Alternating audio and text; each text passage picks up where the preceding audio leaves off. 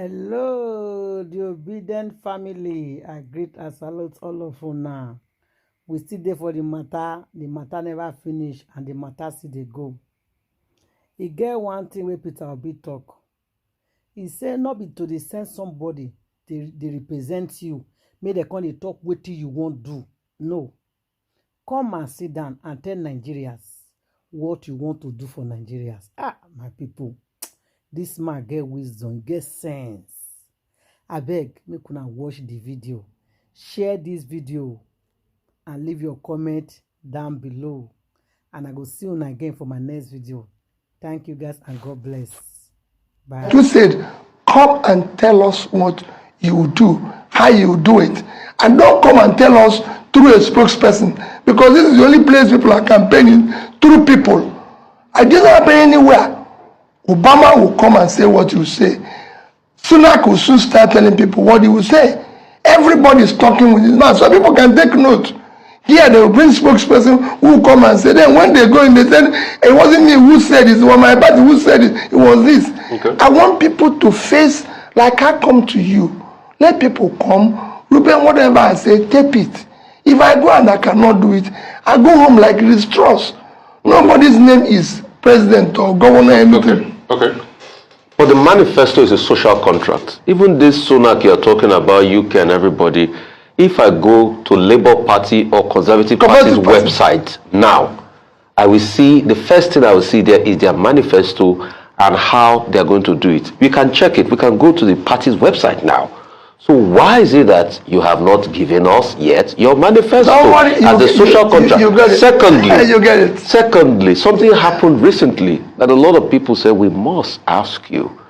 Your vice presidential candidate said on a TV interview that the fact that there was a massacre is debatable. What do you say as regards that after Lagos panel of inquiry released a report to that effect? Well, you know, I've refined. I didn't even listen to that. Maybe I'll go back and listen to it. I must tell you, I didn't listen to it. I'm just hearing it for the first time and everything. And for me, there are things that we need to probably open up tomorrow and look into. I can assure you, I've always said, in my reconciliation, we must go back to certain things and be able to open it up. Apologize to people because things were done wrongly. There's so many things that we need to apologize for in this country. So is it fair for your vice presidential candidate to apologize to Nigerians for saying that? It is me, I'm the president. Okay, so you want to apologize on behalf of your vice president? No, I'm not apologizing. I said there's so many things. I will apologize. I will apologize to Niger Delta people, the way they've been treated. Where you can say, the first place we found oil in Nigeria, you can't go there today. You can't live there today. There's so many things to apologize here if we're going to move forward. And I'm going to do that. And I did it. When I returned school to the churches, I called the church owners. I said, on behalf of this state, we did something wrong to have taken you as assets. Please, I apologize. Help us to build a good education facility and let's manage it. And within 1, 2, 3 years, we were number one. So there's things to apologize. What's your read on NSAS? Were people killed? Because if your vice president says debate, were people for me, killed? I said I'll deal with that issue and I can deal with it when I come in. Mr. Obi, that's what. I need to come in here. I want to ask you. Yeah. Somebody just sent me a text message. He or she is asking, are you saying that if Nigerians vote for you and you don't perform, you will resign, as Liz Truss has done? That's what the person asked. But my own question is this. Over the weekend, Farouk Berogi, and it's not alone, I also shared that view, that many of your supporters, the people who call themselves obedient, that they are very rude, callous, mean, they abuse people, they make enemies for you, including even persons who are your friends. They go on Twitter particularly, and they are perpetually demarketing you by abusing people. Ruben, I've answered this several times. No, well, over the weekend. I agree, Ruben, I've answered this several times. One, there's infiltration among my people, my opponents. They are all those who believe in me, who are angry. You know, when people are angry, they do other things. What I say to people is, can you focus? Ruben, I went to a man's house and I was kept. I was a governor outside his door for 4 hours. If you ask Senator Ayogweze, they will tell you the story I'm telling you. Yes, I know Senator Ayogweze. Ayogweze said to me, Peter, are you governor? I said yes. Until that man comes out and I know he's aware I'm here, I will not take it on the man of what his people are doing to me. And when he came out, he was apologetic. I'm Peter Obi, who is campaigning, who wants to be president. But they are trying to say that the behaviors of my people is exactly what you, Peter Obi, is going to do. Ruben, you know me. I've been in government. I've served people faithfully in the most humble manner. Ruben, I've never raised my voice on anybody. So you cannot go and say, oh, Peter, because even your son or your daughter shouts at people, that is you, Peter. Yes, I'm telling them, please, but some of them are angry. Some of them are people who are out of school for the past 10 years without job. Some of them are this. You cannot control their anger. All I can do is to appeal. But to say to you, because of what these people are doing, yeah, well, let's follow these people who have not provided life for the past 20 years, who have been stealing our money for the past 20 years, who have brought us where we are today. The alternative is no. Okay. Let's still talk about security issues. I'll ask 2 questions. One will still be on NSAS. There was something called Akuzu SARS. I'd like you to speak on that. Secondly, the one that there were police officers that were alleged to have killed people, that they said killed people in Anambra State then. That case has been on and it's been on the front burner for a while. Secondly, recently today, the Americans issued an alert as regards insecurity, threats of terrorist attacks and the likes. If you were Commander-in-Chief, give us step by step of how you would respond to an alert as issued by the Americans just yesterday. Refine. Even with a gun on my head, I can't give you detail of what I'm going to do with your security. But I'm going to be Commander-in-Chief. I'll deal with it decisively. I can't tell you how I'm going to deal with it, because if I tell you that, it won't work. No, but I can tell you international law. No, responsibility there's no to that. Protect. It's called RPP. Yes, I said my first responsibility in this country is to secure life and property. It's the most critical thing, because unless you do it, nobody will invest. The farmers can't go back, so there's no food production. There's nothing that will happen without security.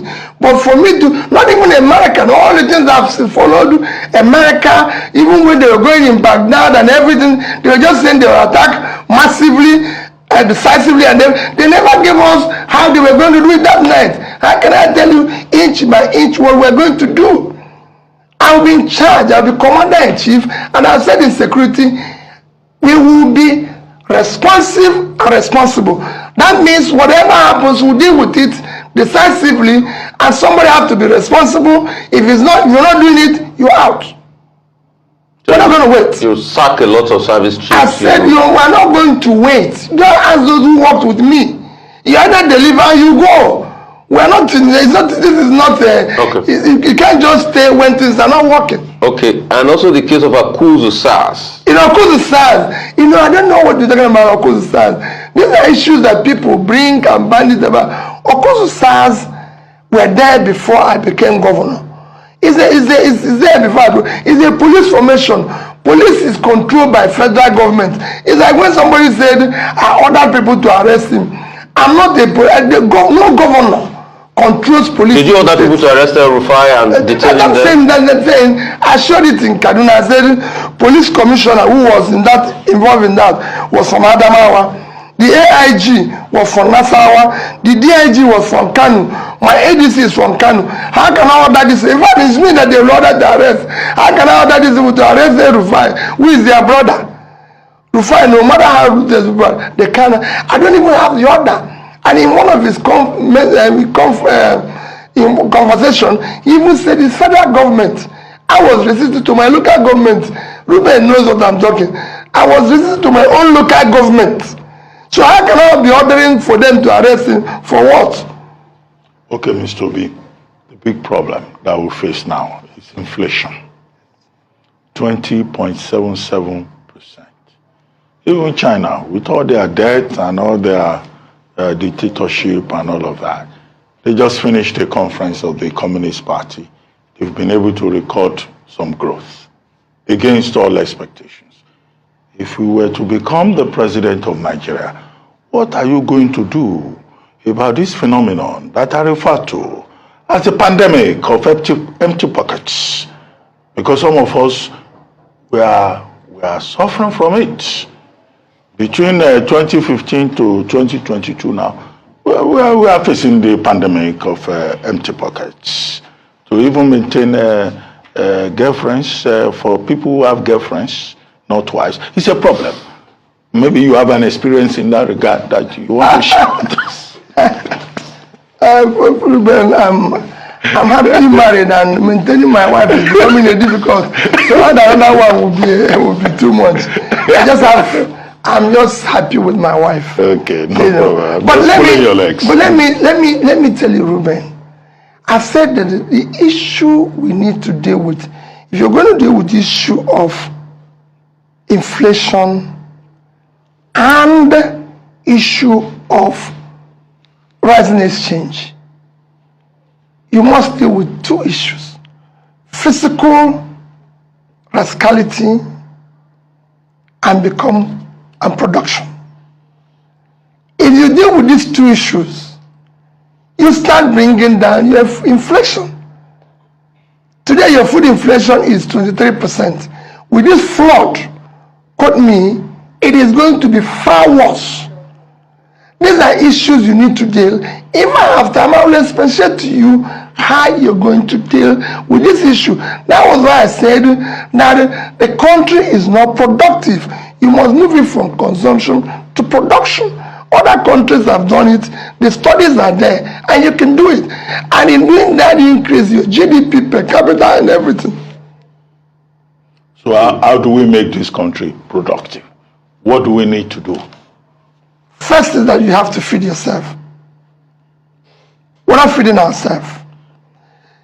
If countries like India, as large as they are, can feed themselves, India today is self-sufficient in food production. Ruben, I was in England when India could not feed itself. In fact, they were rationing food. Today, India is self-sufficient in food production. Pakistan has achieved self-sufficiency in rice production. So is Vietnam. Vietnam has become an exporter. India will actually become an exporter of agricultural products. As large as they are, 1.4 billion people. And as I said, that the greatest assets of this country is the vast uncultivated land we have in the north. Women today are in Naira terms. Our GDP is about 180 trillion in Naira terms. That's in December. In Naira terms. And food components of this, I call it agricultural component of this, is about 41.8 trillion, which is about 23% of the component. And we are this where we are. If you decide today, our population is about, call it between 200 and 220. Ruben, if you use an average of feeding of 220 people at 1,000 per day, 1,000 per day, annually you're going to have about 80 trillion. If you have 80 trillion today, you've almost doubled your GDP contribution from agricultural, if you can feed yourself, you know, you've almost doubled your GDP contribution from that sector, because you are now having about 38.5 more, about 90% or thereabouts in terms of your GDP growth from that sector. So if you add the extra, you're going to move your GDP by almost 20%, from 180 to about 218 or something like that. Look at it, with all the other things that are going to come with it. If we're able to export, one is that if you do this, Ruben, you're going to bring down the food inflation.